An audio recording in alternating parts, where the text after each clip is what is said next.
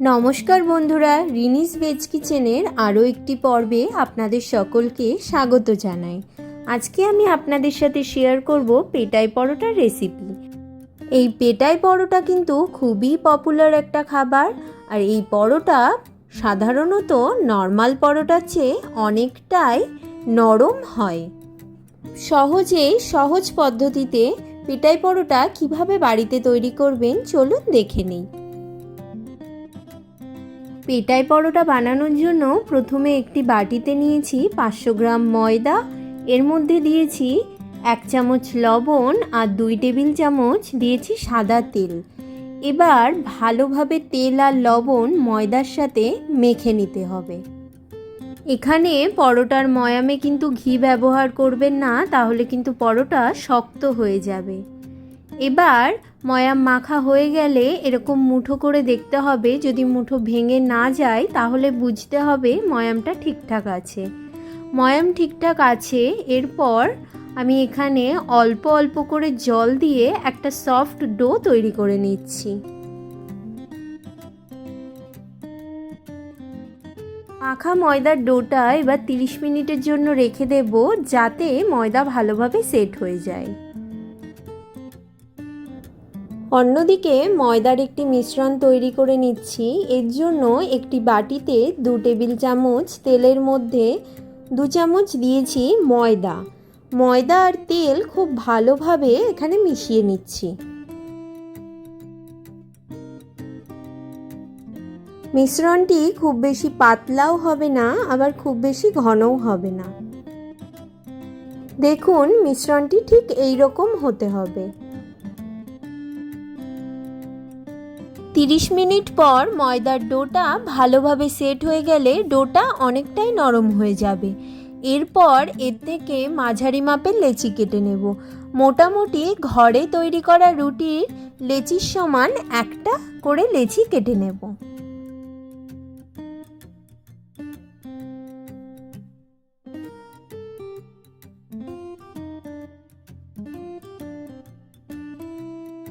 এবার এই লেচিগুলোতে একটু শুকনো ময়দা ছড়িয়ে রুটির মতো বেলে নিতে হবে।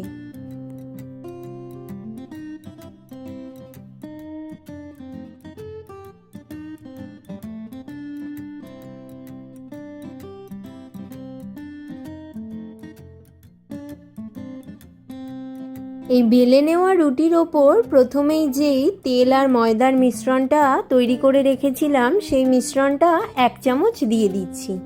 দিয়ে খুব ভালোভাবে রুটির চারিপাশে ছড়িয়ে দিতে হবে। এরপর রুটিটা মাঝের থেকে কেটে চারিপাশে ঘুরিয়ে একটা বল তৈরি করে নিতে হবে।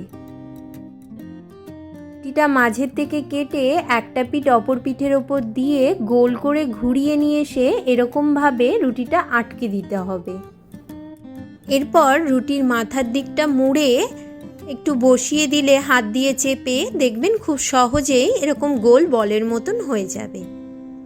একই রকমভাবে এইভাবেই পরোটার সবগুলো ডো তৈরি করে নিতে হবে। এখানে আমি সবগুলো ডো তৈরি করে নিয়েছি পরোটার জন্য। এবার পরোটাগুলো বেলে নিচ্ছি। পরোটা বেলার জন্য এখানে কিন্তু তেল বা ময়দা কিছুই ব্যবহার করতে হবে না। আর যদি খুব প্রয়োজন হয় তাহলে কিন্তু একটু তেল দেবেন, শুকনো ময়দা এখানে ব্যবহার করবেন না পরোটা বেলার সময়। এই পরোটা পুরোপুরি গোল বেলতে হবে এরকমই কিন্তু কোনো ব্যাপার নেই, যে কোনো মাপেই বেলা যায়।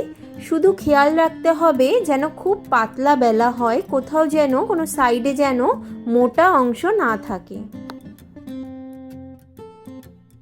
পরোটাগুলো যদি এতটা বড় না বেলতে চান সেক্ষেত্রে পরোটার লেচি একটু ছোট নিলে পরোটাগুলোও ছোট বেলা হবে। তবে এই পরোটা কিন্তু নর্মাল পরোটার চেয়ে একটু বড়ই হয়।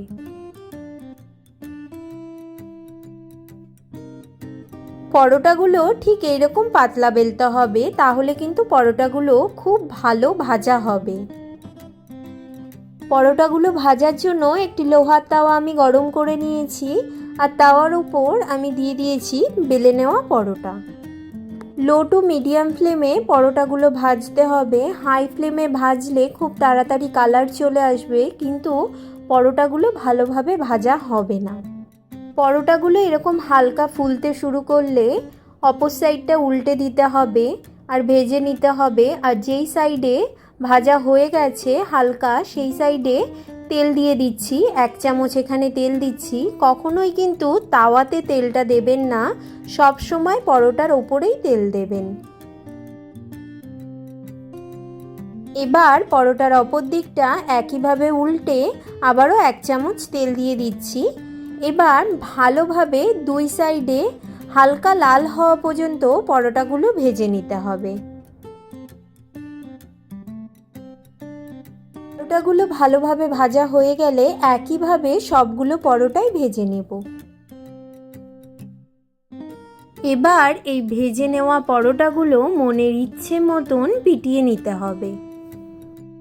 গরম থাকা অবস্থাতেই এই পরোটাগুলো পিটিয়ে নিতে হবে, তাহলে লেয়ারগুলো খুব ভালোভাবে বোঝা যাবে। আর দেখুন, খুব সহজেই কিন্তু একেবারে মিষ্টির দোকানের মতন পেটাই পরোটা ঘরেই তৈরি হয়ে গেল। এই পরোটা ঘুগনি, আলুর তরকারি বা ছোলার ডালের সাথে পরিবেশন করুন। বাচ্চা থেকে বড় সকলেরই কিন্তু খুব পছন্দ হবে এই পরোটা। আর এই পরোটার রেসিপি আপনাদের কেমন লাগলো জানাতে কিন্তু অবশ্যই ভুলবেন না। আমাদের পরিবারের ছোট থেকে বড় সব সদস্যের কিন্তু খুব প্রিয় এই পেটাই পরোটা। এই পেটাই পরোটার রেসিপি অবশ্যই একবার ট্রাই করবেন। আর সম্পূর্ণ পেঁয়াজ রসুন ছাড়া নানান ধরনের ভেজ রেসিপি দেখার জন্য আমার চ্যানেলটি সাবস্ক্রাইব করার অনুরোধ রইল।